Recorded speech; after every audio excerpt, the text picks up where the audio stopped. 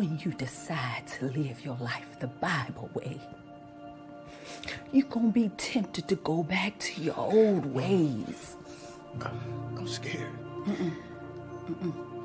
God didn't give you the spirit of fear. This is your journey, and I can't do it for you. I thought I told you to stop bringing that foolishness around my house. And I only want what's best for you.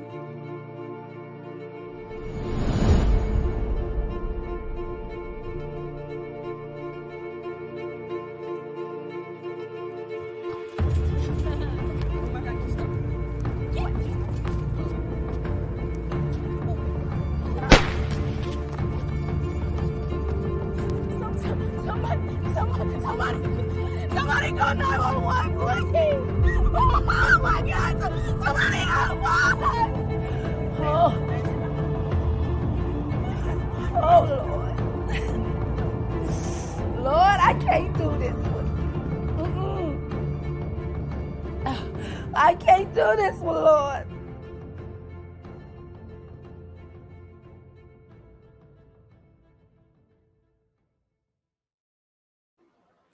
Hello, hello, hello. It is me, A. Fox of the Angela Fox Front Show. And you guys just saw a trailer, My Mother's Prayer. That is definitely, it is such a thought-provoking, short film that we have. One of the exciting things about being on an independent network. And we actually have some surprises for you later on as it relates to Amethyst on Fire TV, which is home of the Angela Foxworth Show. And guess what? I'm in the studio right here at Tech Genius Studios in downtown Atlanta. That's right. And I am excited to be with you guys today, as I am every week. Okay. But I am going to tell you, like, the reason I'm super excited about this show tonight is because, my show truly is about motivation, inspiration, and education. One of the things that I think is so important, and I actually went to school, so before I, bring on our guest, I just want to let her know I took history in college. That was my major. So this is so near and dear to me. I'm definitely excited and glad that it's part of the platform, because the surprise about the platform is we're growing and we have a surprise that we got to tell, our audience. So more people will be in front of hearing about this initiative. So before I let anything out of the bag, I just want you to give us your name and just tell us, a little bit about what we're about to get into and, why this is so important for us to talk about. Yeah, first I want to say thank you for giving me the opportunity to be on your broadcast. This is an honor, so I appreciate your time. Thank you. I am Tamara Johnson Shealy. I am the lead advocate for Reparations Sunday. And Reparations Sunday is an initiative where we are engaging churches all across the country, but specifically right now here in the state of Georgia. But we're engaging churches all over the country in our fight for reparations. I love that. And first, let me, this is definitely a touchy subject for a lot of people. Okay. We are in times where a lot of other cultures, if we're being honest, they actually get reparations. There's so many different cultures that are receiving that even as of today. So just break down to our audience what reparations are, so that for those that don't know, and why, and actually we can start getting into what's actually going on right here in the state of Georgia, which is groundbreaking to say the least. Mm-hmm. So I think a lot of people, when you talk about reparations, I think they feel it. They may not understand what's going on around us and why we're in the situation we're in. But let me be specific. The reparations fight here in these United States in this moment in time is for those of us who are descendants of chattel slavery. And chattel means property. Chattel means those of us who were owned.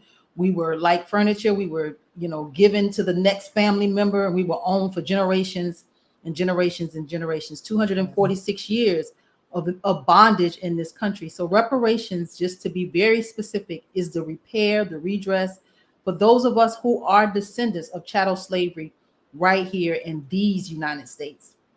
And I think that is so important. And does this mimic the bill that, like, the legislation in California? Yes. So let's back up just a bit. So Georgia, right now, what we have in Georgia is House Bill 89.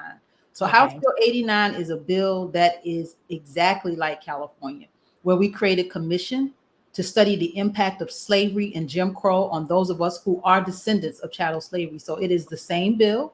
Mhm. California had that bill passed. California had a study commission for 2 years where they were diving into the intricacies of what needs to be done to repair this specific group of people.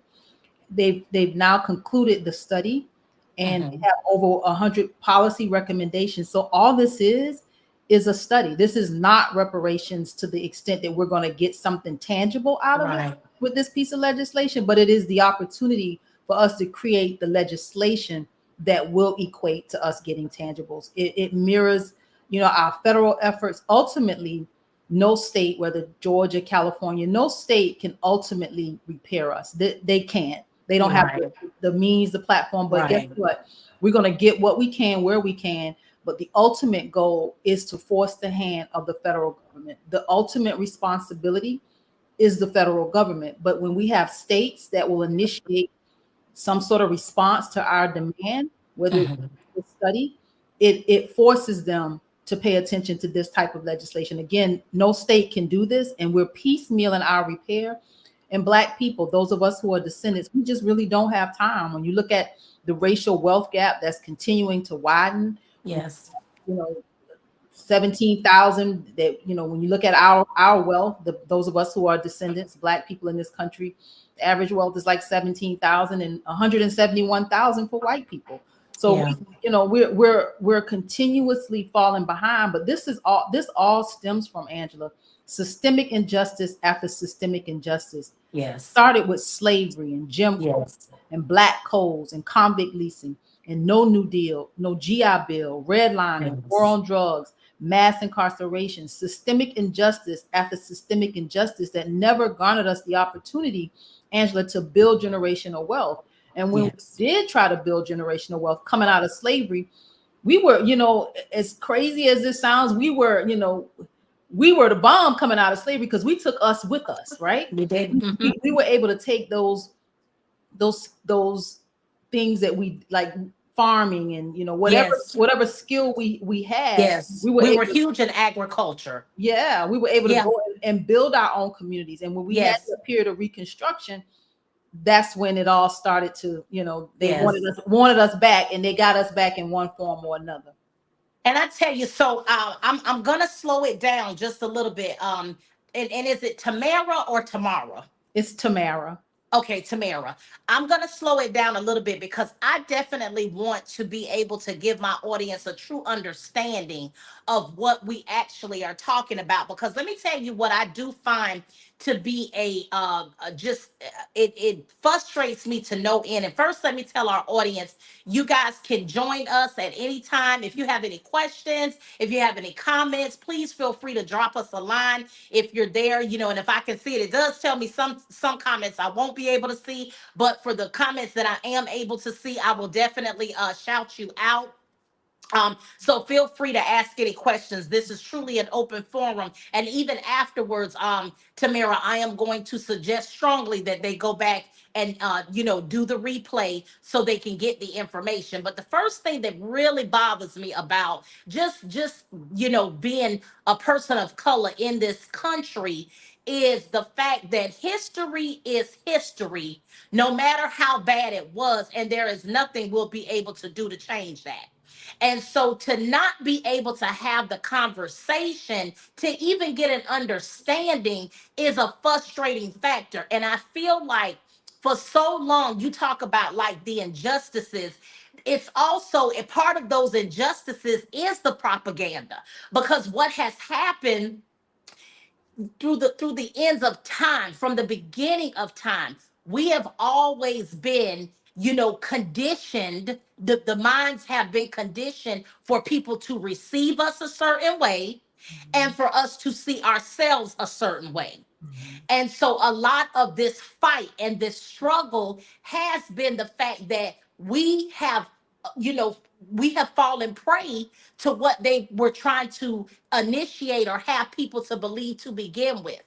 So when we go back in history and we talk about the times when after we finally realized we were free slaves, free, I'm putting that in quotations, we went out and we did thrive. We did have our own neighborhoods. We had our own banking systems. Black Wall Street is real. That really took place. That really happened. And you talk about agriculture. We were self sufficient because remember, even as a slave, we were forced to build this country and we were forced to build the lands. So literally that we were in training even around that time. So it was going to be a no-brainer that once we became free, we were going to be able to prosper. And when you say reconstruction, look, I call it deconstruction, okay? Because when they told us, hey, we need the we need integration.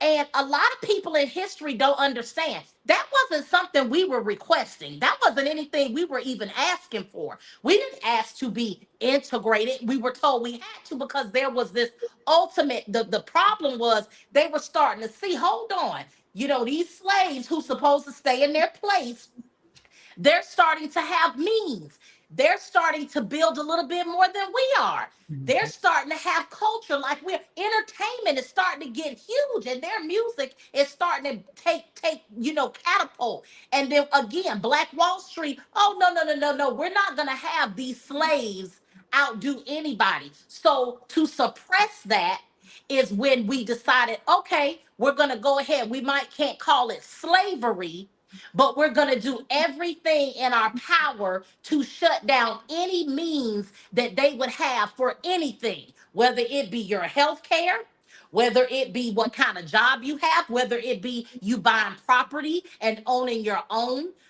This has all been, a part of this grand plan. And what I also find, disconcerting to say the least is why Black people don't ever ask why.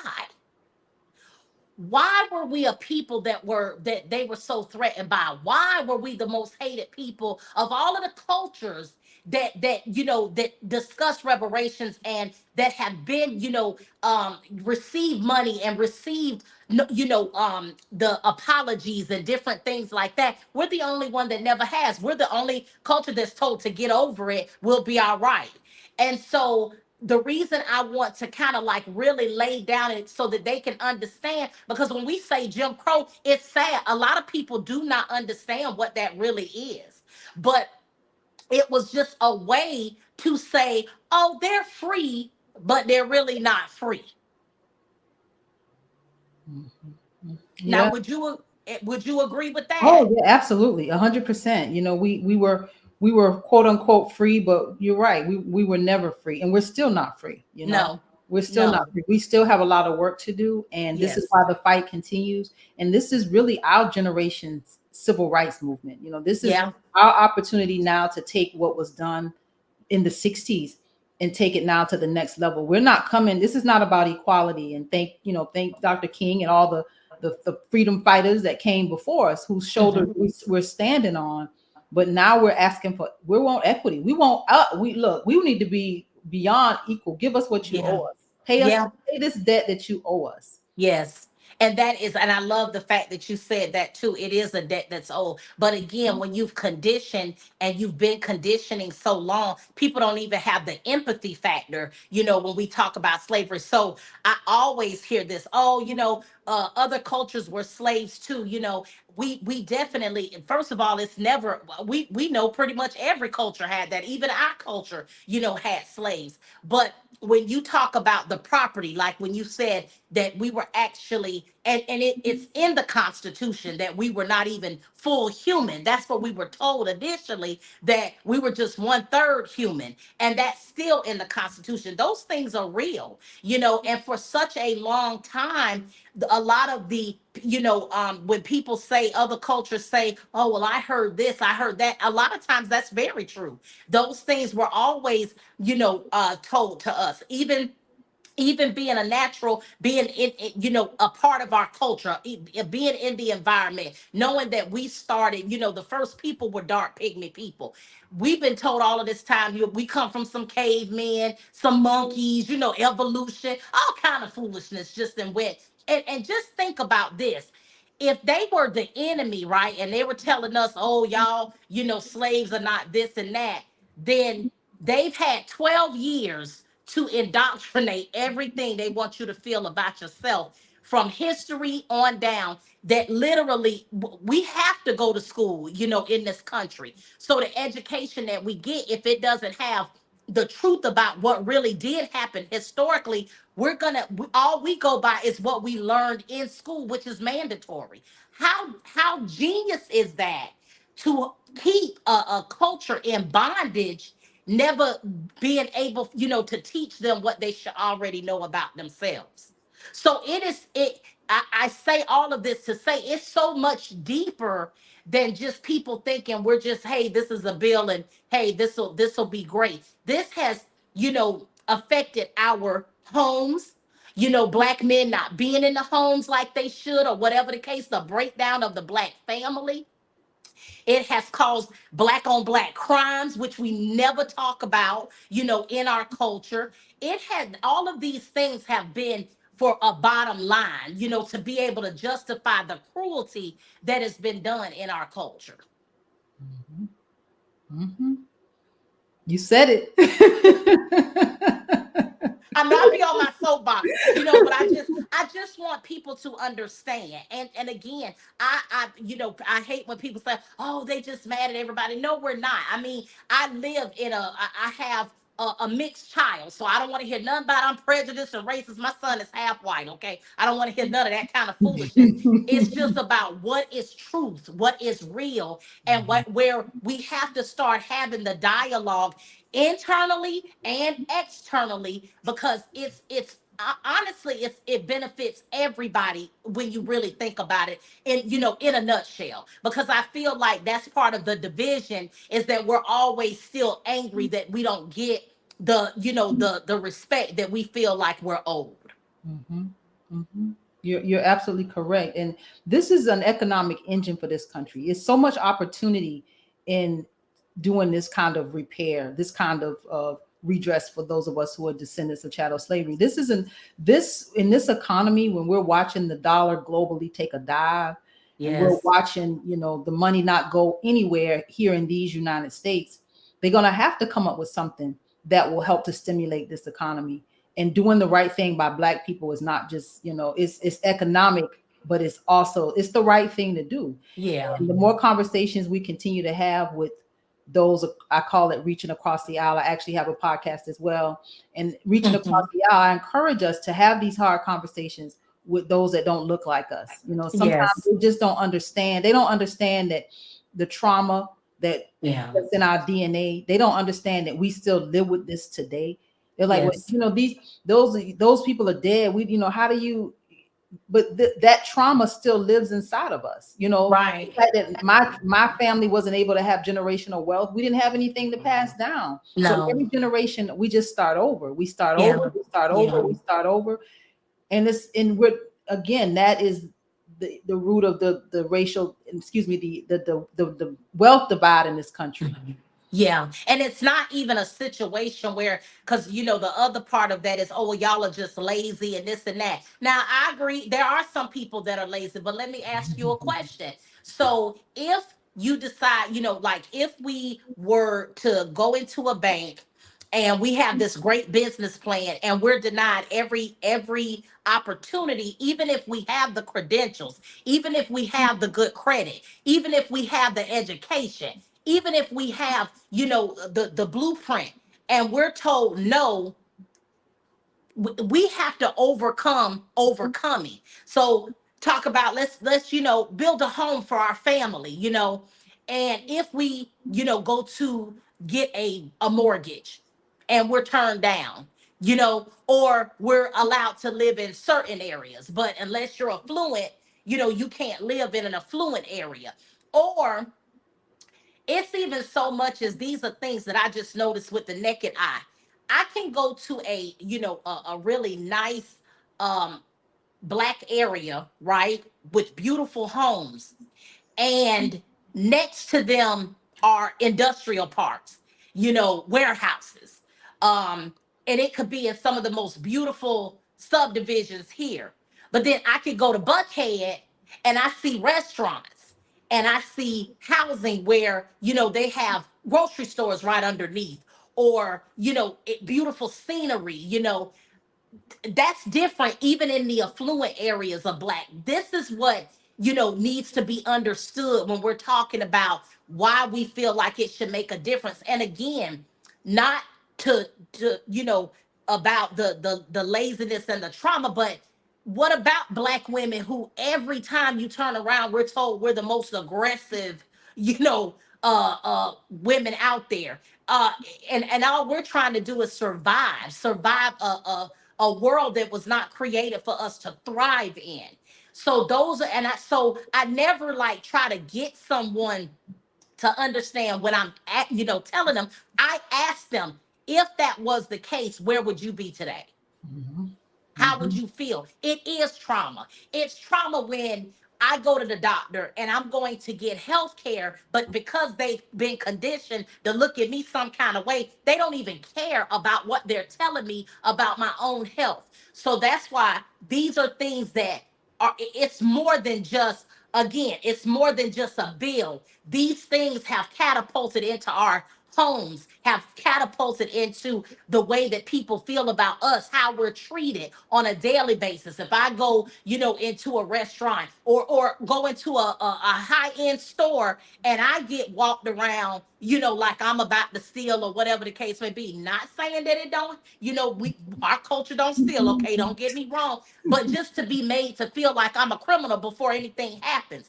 Because I've seen it happen a million times. So that's where we're at today. And it is just time for us to be able to talk. And when we're looking politically, we have to understand and know who is going to say yes to this bill. Because if you got the wrong congressmen and and governors in place that are not even going to support the initiative, that it goes to that part too. It's a root. You got to get to the root of everything that's causing the injustice and why we're still stagnant. Absolutely. And when you saw when you say, you know, I don't let nobody call us lazy. I always, Yeah, they got to yeah, understand that, we as a honestly, we're not well. I think about yeah, our mental health. We're not well. yeah, We're yeah. not well. Again, that trauma still lives in our DNA. We pass it on generation after generation. Every generation is in survival mode. Yes, All we doing is surviving. How do we yes, how do we live and take care of our families and just make it? We're just yeah, in survival mode. So I don't see us as being honestly as lazy. I think a lot of us are tired. yes, We're tired. We're tired. yes, This is, every again, it's draining, it's taxing, and again, this trauma I just know is real. And when we talk about, having good credit, I don't want you to loan me anything. I want you to right, pay me what you owe me, the yeah, generational wealth that was lost. Pay this debt that you owe me. Give me my money. Cut the check. yes. Cut the check. Okay. Give us our money and let me go And do you'll what I see need to how do we with mine. thrive. Okay. Exactly. We're frugal. We're not a Yes. wasteful people. We make $1 out of 15 cents. We sure do. Look, we take the pig from the rooter to the pooter and we call it gourmet. We know how to Exactly. do that. And that's why too I want for us to have more pride in who we are. We're very resilient because when Mhm. you keep getting knocked back down and everything is against you, and when we go through recessions and we go through, very hard times in this world, we sit down like, what a recession. This been life for us. Y'all call it recession. We call it life. Okay. We Mhm. know how to live off of nothing because that's how, each generation that has, instilled something in us, even to make us better. The very first thing I remember, growing up and being a black girl was that life is going to be hard. That is the first thing we're told. Not, oh, you can dream big, beautiful, and you're a beautiful, sweet, wonderful girl. You love who you are, and take the bull by the horn and go out there and you're going to be great. No, our parents was like, listen, This a tough world. They don't like us. Y'all gonna have to find a way to survive. And that is the conversation that we have. And that's why it's and again, it's not that everybody has this conversation, but for the most of the culture, we have to have that level of love, but just to know what we're getting into being a minority in in this country. Oh yeah, when you raise, I have two sons, and then raising black boys and just raising children, you have to prepare Yes. them that this world is an ugly place, and that is, Yes. as long as your skin is dark, baby, you're gonna be behind the eight ball. So Yeah, yeah. And it's sad that we have to have that conversation, but that is our reality, And again, to be able to understand where the frustration factor is, it I think that it would help just to even feel like somebody cares yeah. would make a huge difference for our culture. Yeah. You mentioned this political season that we're in. We're coming upon this Yes. 2024 election. Politicians have to look at us very differently because this generation of us, we are much more informed, and we're not Yes. going to the polls. Many of us, we won't be going to the polls voting blue no matter who. Thank you. We will be looking at policies. And if this is not Thank you. specific to those of us, again, who are descendants, because honestly, all skin folks ain't kin folks. And when we talk Yes. about, why we Yes. have to delineate and we have to be very specific with this kind of policy on the heels of not having affirmative action anymore, we're not going to be able to go and get policy based on the color of our skin. That is Yeah. that is no longer. You won't No. get anything because you're black. So now we have to Yes. be, how are we going to get policy? It means we got to be very specific, and we got to really dive into who we are as a people in this country. Yes. Immigration Yes. is a conversation that for a long time black people didn't, we're such a welcoming community. We Mhm. welcome everybody, but when we're talking about people that come here and utilize resources that should be for us, and we keep getting pushed behind, now we have to wake up. Look at what's happening in Chicago. You got a lot of young activists, those of us who are fighting in this reparations movement. We're very clear that immigration is hurting us. We have people that are here taking resources away from us, those of us who are descendants. We are Americans, and honestly, we need to be talking about America first. Like, feed Yeah. your people, feed the people Yes. that built this country. Make sure we're well taken care of, and then we can help somebody else. But we can't help Yeah. everybody if we're not helping ourselves. Yeah, that is so true. And that's definitely, and again, it's a tough conversation to have because I have been privy to conversations where, it's kind of like, you kind of get, you get the devil's advocate portion of that. So like for us to say, hey, immigration is hurting us, but then you get the ones, well, they'll do what you won't do. You know what I'm saying? Those are the kind of conversations. And I think that, understanding, why it is so important to take care of home. But what would they tell us even growing up? If home is not taken care of, we can't do anything for anybody else. So it is definitely, and again, that also causes more division because it makes immigrants feel like we hate them and don't want them here, so to speak. And so, once again, it's this divisiveness that goes across the board, you know. And actually, I have someone, Scott White. He said we need to improve the immigration system, and we definitely do because even some of the questions that are asked for immigrants that come into the country, I have heard horror stories where they're even asked about Black people and made to feel like we're like low man on the totem pole. And again, it's not consistent.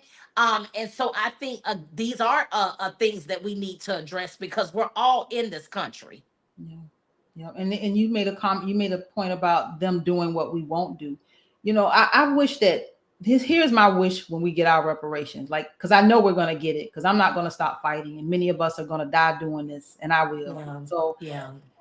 I would want us to go back to the land. I want us to to reconnect with the land, with with family Yes. and food and farming and feeding Yes. ourselves. Because if this nation, especially here in the South, I mean, let's be Mhm. clear, this is some very fertile land.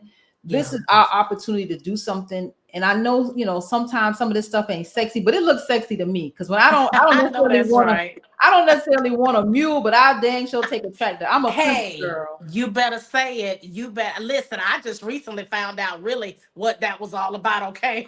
I want to get my 40, what is it, 40 acres and a mule. Yes. I Oh will yeah. take it. I Okay. want And, one. and do you know the actual dollar amount they're talking about, just like in a ballpark? Because I heard that it is like some kind of astronomical number when they're talking about that, Well, which is what was owed to us. yeah, America owes us trillions of dollars. I Yes. mean, it's in the trillions, and we're clear. Yes. But here's where those kind of numbers just scare the hell out of white people. So it's like when we talk about it, we have to be clear that this isn't something that we're saying America cut this one check and you're one and done. That's not what we're saying. This is Right. generational. You're going to have to repair generations of people. This may be for our children, our children's children, our children's children's children. This may be for generation 10. We don't know, generations to Right. come. But let's do the research, which has already been done. Most of us follow the work of Dr. William Darity out of Duke University, who has written a book, From Here to Equality. We that's like our go-to guide. The work has been done. This is not something that requires any additional studies. The foundation has been laid. We just have to push politicians now. We have to push on a state level. We have to push the federal government to take action. Yes. Yes, and that I love that you even going back to the government part, politics. I love what you said, okay? Because let me tell you, if you want to piss off our parents, and we say that we ain't talking about just the D word, okay? I love that you said that. We have to do the research. I really do get so tired of everybody saying democracy, democracy, democracy without knowing and understanding historically what democracy meant for us. Number one, and I tell anybody what the origin of something was, and how it has evolved into corruption is not what it started out as. You know what I mean? And so understanding historically what that means. I have always been in politics and I get fussed at all the time. It's never been about a D or an R. It has been about who is going to benefit me the most at that particular time in our lives. And my mom and I, we all had a family talk just at Thanksgiving when we were saying, because they're old school. So the minute anybody says, well, this is what I believe, and they're like, well, why do you believe that, or whatever. It's time out for the days of just doing things that are traditional without having the understanding and education behind it. And I think that that is the fear that even the world fears, that, oh my God, they're going to start becoming aware. I hate when they ridicule being woke, because we too have to be woke. You have to understand where a lot of these things come from, and to continue to try to squash that without people getting a better understanding. Because once they understand, it really does open your mind to saying, oh my God, like I didn't realize that's how it was. They got a point. Or yeah, you know what? They may deserve that. See, again, that would create unity.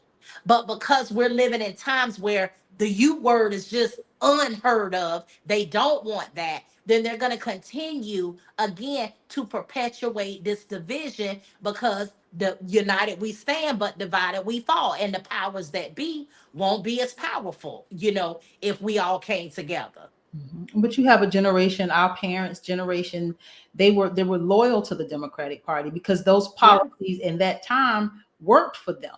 Yeah. But times Yeah. have changed, and we're not loyal to any party. Most of us are Yeah. looking, like you said, we're looking at who can move the needle, not Yeah. not whether you're red or blue, D Right. or R. It doesn't even matter who's going to move the needle, and and that's a good thing that I would hope that, but they don't see it. The older generation, they No. don't see it.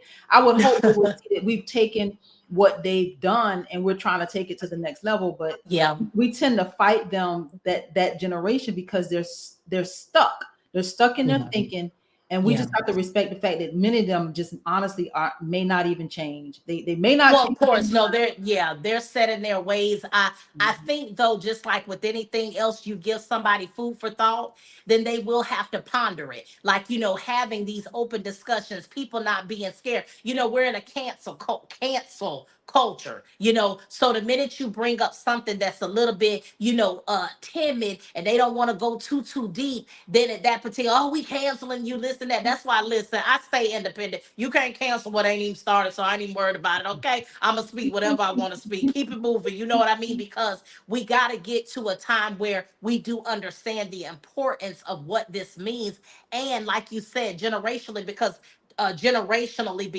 to be honest with you, and I don't knock whoever believe whatever, but if we're talking about even biblically, this is all prophecy, okay? It's all coming to pass the way it's supposed to come to pass. And if it's anything like it talks about, it's getting worse. You know what I'm saying? So we do have to be aware and understand the things that we used to kind of be passive about. We just can't be as passive anymore. We can't, be okay with just being okay, because again, we work just as hard as anybody else, some of us, okay? And at the end of the day, we want all of us to be in the position to be able to, fairly live amongst each other and have the same, opportunities like anybody else. And again, this has been since the beginning of time. So I am definitely looking forward to people really getting educated and understand it, historically what reparations are all about, and to let their voices be heard. It's important. Again, it's time out for being stagnant. If we really gotta, start understanding what's going on so that we can make informed decisions as we continue, evolving. Yeah, I'm excited and I'm encouraged because I think that it's happening. We Yeah. may not get the media attention because traditional media is not going to do, they're not No. going to tell our stories, and that's why media like yours and others who have broadcasts and podcasts and who Yes. continue to post things on social media is so important because I believe honestly we're winning. I believe we're winning, and the reason why they won't give us any shine is because they know we winning. So I think Yeah. we're on the right side. I know we're on the right side of history, and I do believe Yes. that reparations is going to happen, and I pray that all of us live to see this thing come to fruition because I feel like it's going to happen. I do too, and these are exciting times, and to be able to be a part of that is definitely, it is so encouraging. And people, I do want to tell everybody, don't get caught up in mainstream media sometimes, because they're only going to paint a certain picture. Even the division that they sometimes kind of spew is not even as divided as they think. Because I have actually sat down and had some wonderful conversations with people of other cultures, and I'm talking about white folks as well, not just foreigners, who have agreed that they feel like this is long overdue for us. So it is not everybody, spewing hate, hate, hate, hate. It's not like that. It's just that for the world to be dramatic, and for them to take the focus off of what's really going on in front of us, they use distractions in everything, entertainment, news, everything, to keep us from what is in plain view. So that's why, look, so when they say woke, stay woke, make sure you watching, because a lot of times when I do see, what I feel like kind of like innately is propaganda, I'll be straight looking to the right, like, okay, what is they trying to hide now? Okay, that's how it's become just that, just that prevalent. But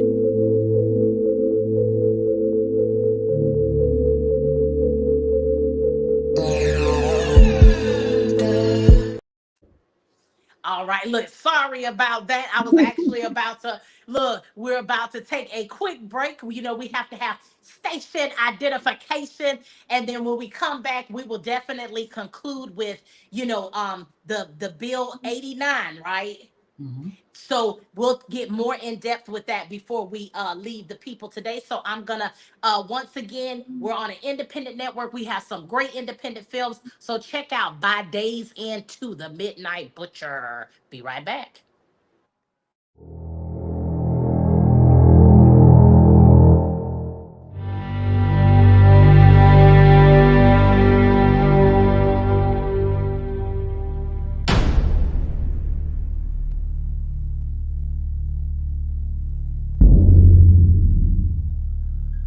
So it takes two of you to handle my little brother? Touch him. Touch him again. Y'all just don't wait for life to happen to you. You take it by the ball. I just don't want you to have to live the rest of your life looking over your shoulder like I do. You don't own any of this anymore. And you need to leave immediately. And who's gonna make me? If I have to move you myself. Almost all of my homies from back in the day, I lost every last one of them. That ain't gonna happen to us. I ain't Jason. Gang life is my only way, either that or the army. Okay. Then if the bullet don't scare you, let me tell you about the Midnight Butcher. So where do you come from, Grim? Why is he so scary?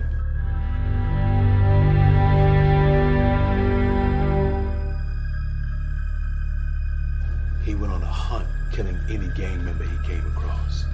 Okay, he was real. But this said he used some kind of big knife or something. What's he gonna do when I put a bullet in his ass?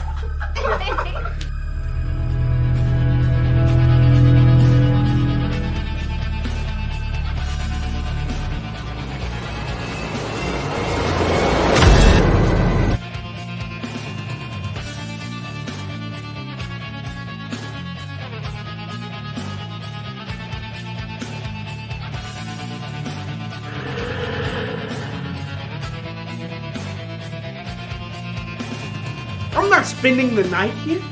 Are you crazy? Look, guys, I know the Butcher's very scary, but if it was really him... No! See? Do you see that? Man, what we gonna do?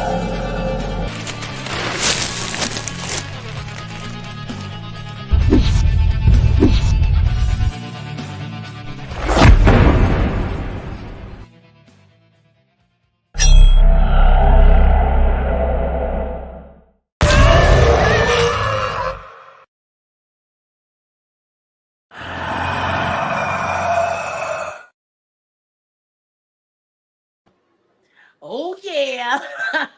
look, we have something for everybody on Amethyst on Fire TV.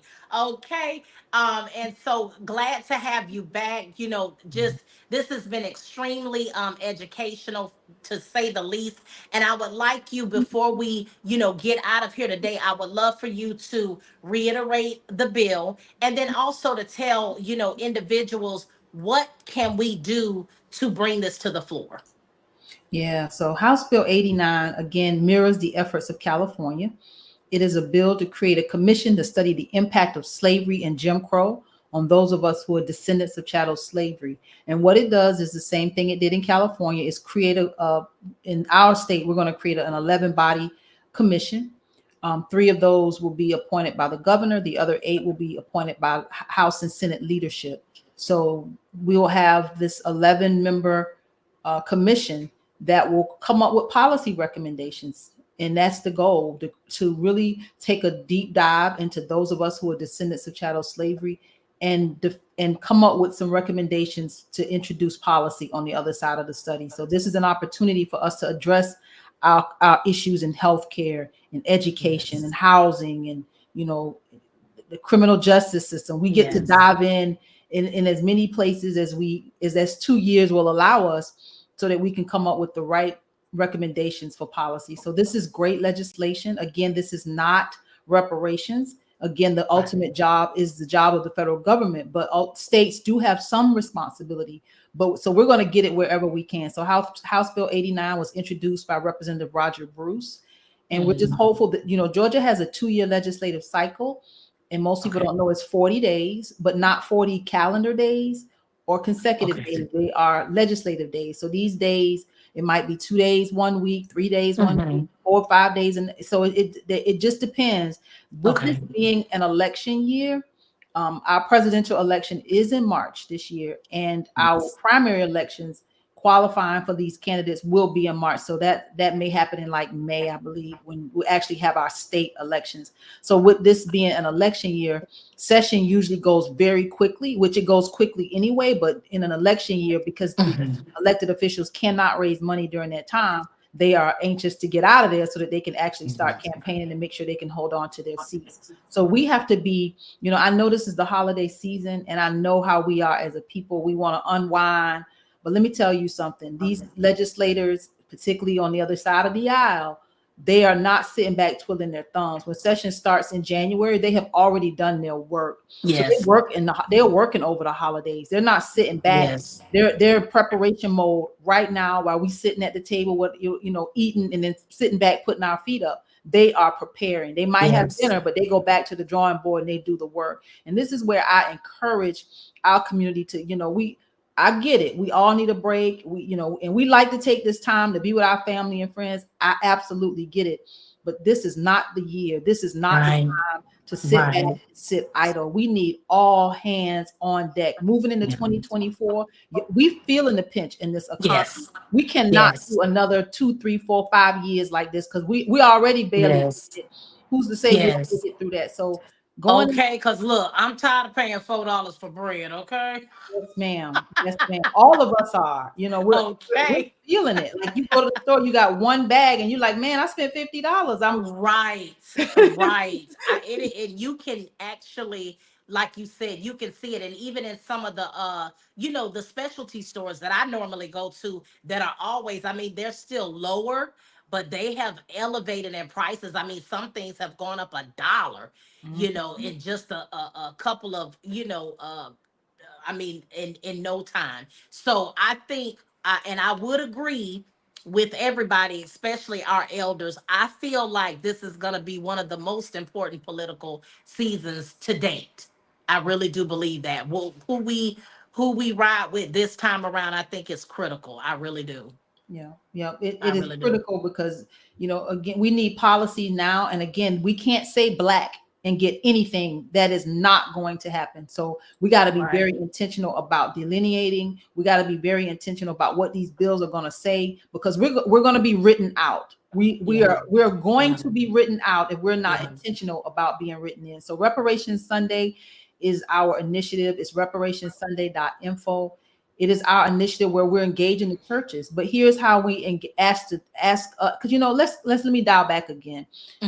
Reparations Sunday, when we talk about these churches, we really want to come home. When I say come home, there's many of us who don't have a church home. Many of us, I grew up in the church, but the church has evolved and changed so much that I don't recognize church the way I remember growing up in the church and what that felt like. It doesn't feel that way to me. So we have to be intentional. And the way we were able to get policy passed in previous years is the undergirding of the church. The church has been our backbone for generation after generation. So I say we got to come home. We got to get back engaged with the church. And that's why it's so important for the churches to really help lead this charge. Yes. This is where we need to come together and the church support us and we support our churches. Yes. And we really bring it back home. So with all of this, we're doing a film festival, and I see you have a lot of content and content creators. We're doing a film festival in the months of January, February, and March on the heels of session, and we're going to these churches, participating churches in our Reparations Sunday movement. They're going to have viewings, and they're going to have all kinds of activities, and just just a way for us to engage and watch movies and just come together. So be on the lookout for these film festivals with our Reparations Sunday initiative. I love that. I think that's such a creative way. And I mean, what better way to, be a part of this when, movies, entertainment, that's, freedom of speech. And this is the perfect time, to go back to that. We have Ebony Joy who says it's insane. They have even cut support for the from DSS, those who really need it. And so, she says we love film and independent creators. She's actually co-owner of Amethyst on Fire TV. So glad that she's tuning in and just, being able to understand and see just how important this initiative is. And I tell you what, it just kind of re uh it gets us reignited, you know, so to speak, because I think sometimes we can tend to get dormant, you know, especially living everyday lives, whatever the case may be. But you know, just to be able to do something with a clear purpose, no matter what it is, I think that that is it, it's just it is what we were created for, you Mhm. know. And so I love the fact that we could be a part of this. And I think that people misunderstand activism. It's always kind of looked at as, you know, looting and, you know, or negative. But at the end of the day, true activism is just about gaining understanding and then being able to speak about what needs to change or what isn't working, and to have those conversations that are clearly extremely important. So I just want us to get back to a time where even if we had our differences, we respected each other, you know, and really under, you know, tried to have an empathy for whatever the other person was going through. And I'm definitely seeing a come together. I always say it, sometimes I feel like what the enemy meant for bad, God will always turn it around for our good. And then specifically I want to address, you know, when people talk about the church, it's just something that, you know, we don't say anymore, but we need to say it. We have to get back, like you said, to attending, but we also have to understand churches and our pastors and leaders need to get back to the people.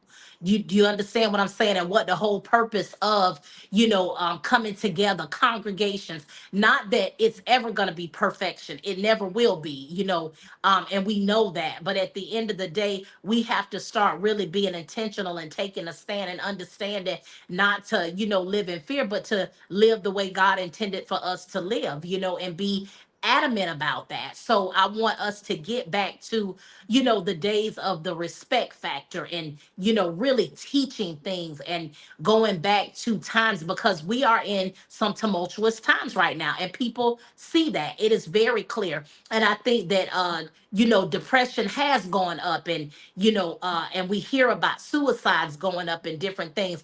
It is the way things are structured sometimes that makes that happen, you know. And so we definitely just want to get to a point where, you know, understanding, coming together, being educated in the things that we really need to know. Don't be passive. Again, this is not the time for that. And just have a mutual respect for one another. I think that is truly going to be not only what brings us together, but what brings everybody together. Because at the end of the day, once we, you know, take care of home, then we can be full for anybody else out there as well. You know, we're all in this world together. And I just think that this is so, so important. And I really thank you, Tamara, for what you're doing, and being a part of this initiative. I know you said you're not the voice, but you are a voice, you know, and I am definitely it really does matter. And Ebony says, and see, no one wants to talk about suicide and depression and bring it forward as another problem needing resolution. And that is so true. But to be honest with you, Ebony, we don't want to talk about anything. You know, we have gotten to a point where everything gets swept under the rug. But what we have not understood is that that is why we're here in this place. That's why we have so much church hurt. There are more people that are, you know, even if you didn't believe, you even went to church just for community. You know what I mean? And we don't even do that anymore, because everybody's worried about who's gonna ask for $1, who's gonna ask for $1. You know, the Lord is gonna take care of everything that need to be taken care of, but you got to take care of Him. He said, seek ye first the kingdom of heaven and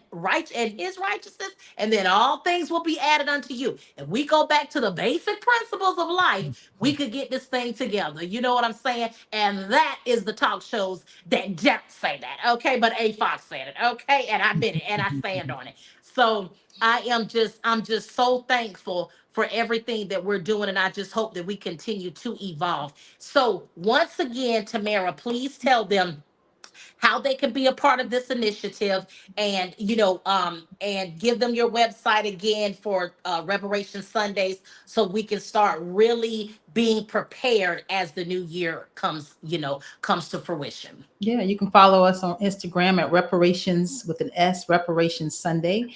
And we're on YouTube, Reparations Sunday. And our website is reparationssunday.info. All right. Thank you so much. I have truly enjoyed this education today. And listen, to my audience, don't be mad at me. Look, I know y'all got some of y'all got some little attitudes over there, but y'all will get over it. You know, y'all can't stay mad at me long, okay? But listen, I just want to thank you. Thank you for continuing to tune in. Thank you for increasing my visibility. I am so excited. And guess what? We're on this journey together. So I hope that we can continue to operate and walk in love. You know how to get in touch with me. If you're on social media, Facebook, it is the Angela Foxworth Show and Angela Foxworth. If you are on Instagram, it is at Angela Foxworth TV and The Real A Fox. And when all else fails, just go to www.theafoxshow.com. So listen, I'm very, very excited, Tamara, because we're going to be announcing some awesome things with our network now, and how it has grown and how it is evolving and how this is going to be seen in even more homes because of what we are doing today. So when I tell you I am absolutely elated to be a part of Amethyst on Fire TV, and we're going to continue to grow. We're going to continue to celebrate independent, television at its finest. And again, the talk show, the hostess with the mostest. Make sure you continue to tune in to the Angela Foxworth Show every Thursday afternoon at 5 o'clock p.m. Eastern Time. And listen, the Angela Foxworth after the show is Unzipped Conversations. Okay. Go on my website, go on the Facebook page. You'll be able to see the Zoom link. We have a nice conversation where we really do get down with the get down. It's all controversy. No subject is off, is untouched. We talk about it all. So if you listen, if you don't be scared, if you're not scared, come on over there and unzip 9 o'clock p.m. Eastern Time. My co-host Mark 11 is the absolute truth, and we have a ball. It's an intimate setting. I love it, but we actually do learn a lot. So until I see you guys again, remember, life with a fox is truly living outside the box. And I am always interviewing with a purpose. You guys have an absolutely wonderful day. And Tamara, thank you. Thank you, Scott. Thank you, Ebony, for your comments. And to everybody else, replay. I'll talk to you soon. Good night.